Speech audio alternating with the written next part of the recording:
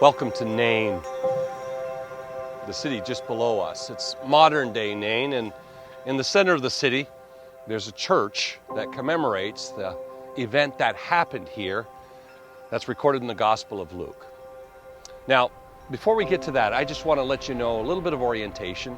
Capernaum is to the north of us. It's about a 30-mile journey from here to Capernaum. And I mention that because Jesus has just been to Capernaum, and on his way into Capernaum, he encounters some elders of the synagogue, and after the elders of the synagogue, some Roman soldiers. Both have different sides of the same request. The elders ask Jesus to heal the servant of a centurion, and the soldiers come out on behalf of the centurion saying, "You need not even enter Capernaum. You'd but have to say the word." Jesus is amazed with their faithfulness. And the way Luke structures it, we don't read of Jesus going into Capernaum. The next story we read about is Jesus comes down to here, Nain. Now, I see a connection between these two stories.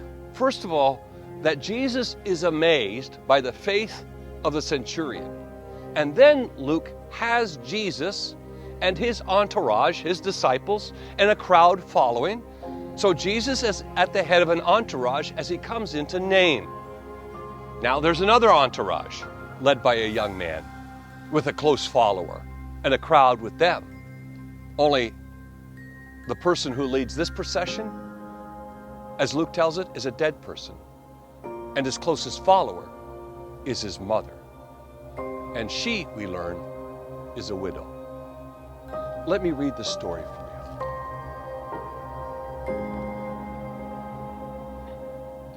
Soon afterward, Jesus went to a town called Nain, and his disciples and a large crowd along with him. And as he approached the town gate, a dead person was being carried out. The only son of his mother, she was a widow, and a large crowd from town was with her. And when the Lord saw her, his heart went out to her. And he said, "Don't cry." Then he went up and touched the coffin, and those carrying it stood still. He said, "Young man, I say to you, get up." The dead man sat up and began to talk, and Jesus gave him back to his mother. They were all filled with awe and praised God. "A great prophet has appeared among us," they said. God has come to help his people. The news about Jesus spread throughout Judea and the surrounding country. So Jesus had just come from Capernaum. His disciples, a crowd, he had but to say the word. There must have been a spring in his step and in those following him. And then they come to Nain. And what better place to come to? Because Nain means beautiful. He comes to this town in a beautiful mood after a beautiful experience in Capernaum. He makes a journey of about 30 miles, and to their surprise, I think, they meet another procession. A dead person's leading that one, but then Luke gives us the details. Now he's the son, the only son of his mother, and she's a widow. Now this is what we know, that in the ancient period, in the first century, when a person dies the day of their death, they are washed, they are wrapped, they are put on a mat, and they're brought to the tomb.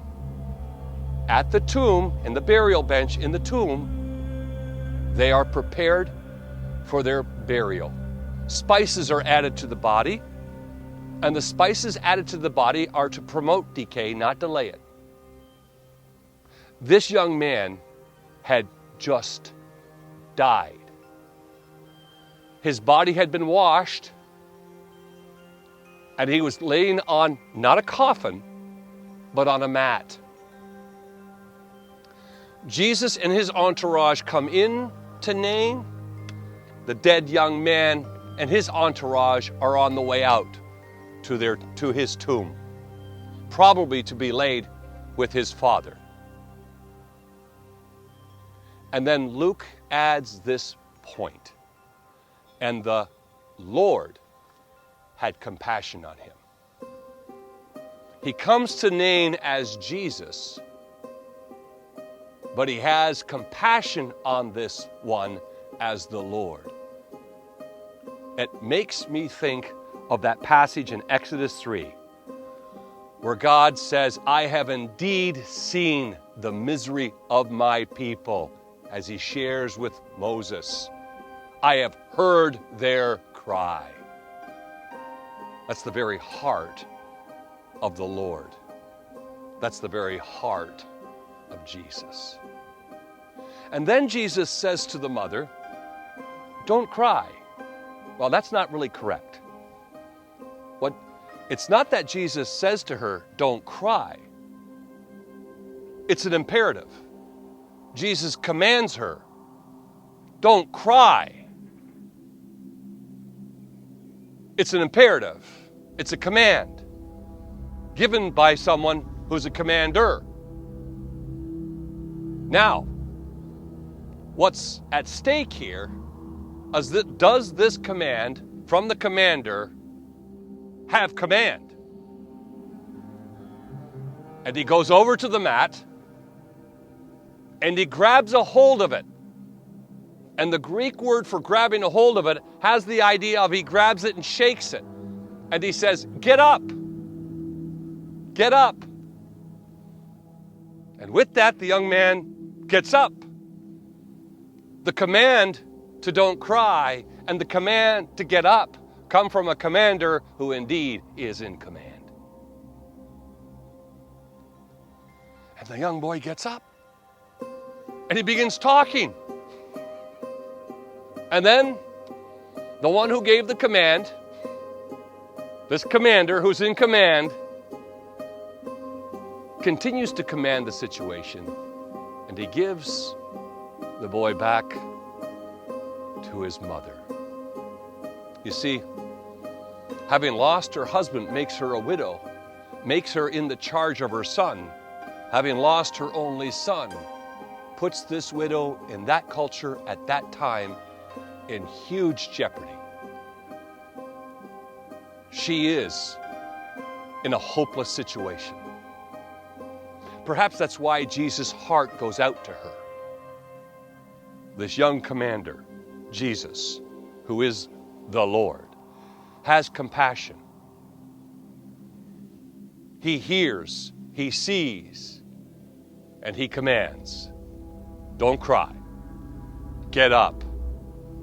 Here's your son. Now, as you'd expect, everyone gathered there, both the troop that had followed Jesus from Capernaum and the troop that had followed this young man out of Nain, they're all amazed. And they say, surely a prophet has appeared among us. Now, the word that you might expect for appear is phanomai in Greek. That's when things appear. That's where we get the word epiphany from, the appearance. Okay? That's not the word that's here. The word that's here is aigairo. Say aigairo. Aigairo means awakened. It's the word that's used in Ephesians 5 where it says, wake up, O sleeper. Aigairo, O sleeper. Wake up. And I like that. I like that.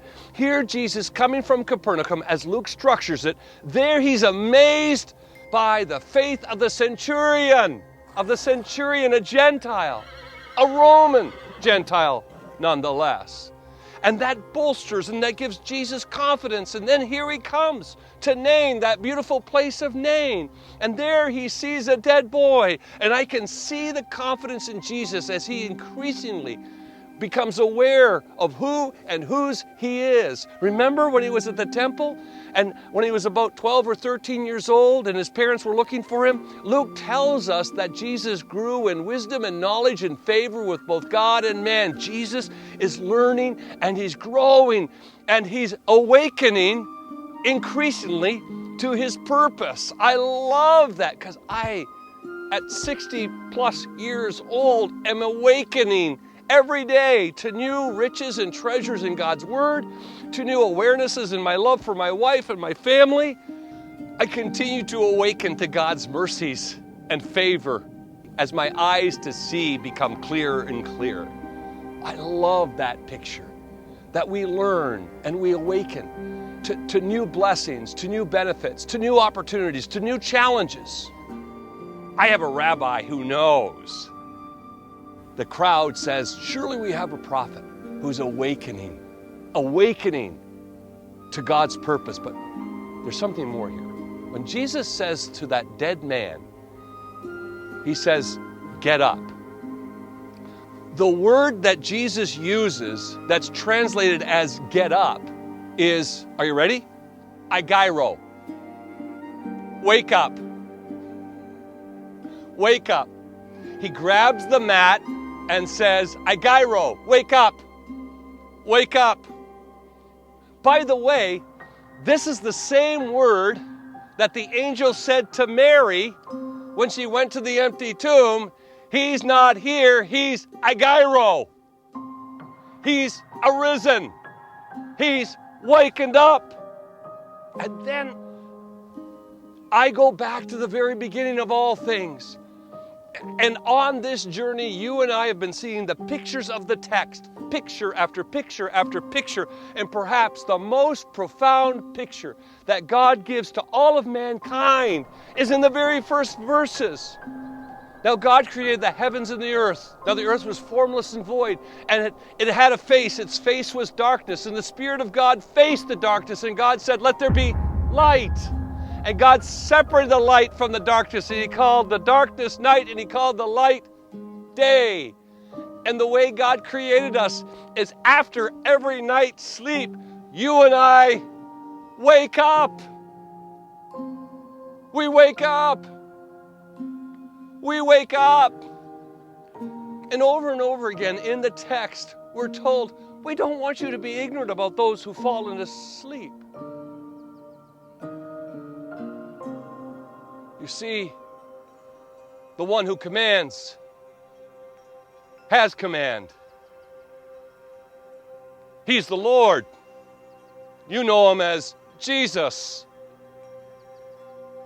And those who fall asleep, He will wake up. We not only serve our Jesus, but understand He is the Lord. And He is in command. Yes, for those who have fallen asleep, and for you and I both as well.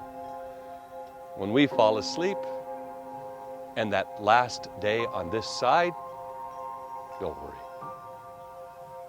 Don't worry. You'll probably feel a tug on your shoulder. George, wake up. Isaac, Dennis, Connie, Rhonda, Susan, Deborah, Greg, wake up. And then there are those on this side who have yet to wake to Jesus.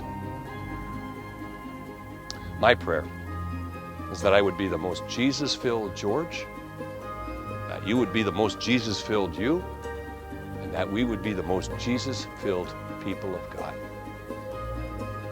in whom the people would not only see Jesus, but they would experience the Lord.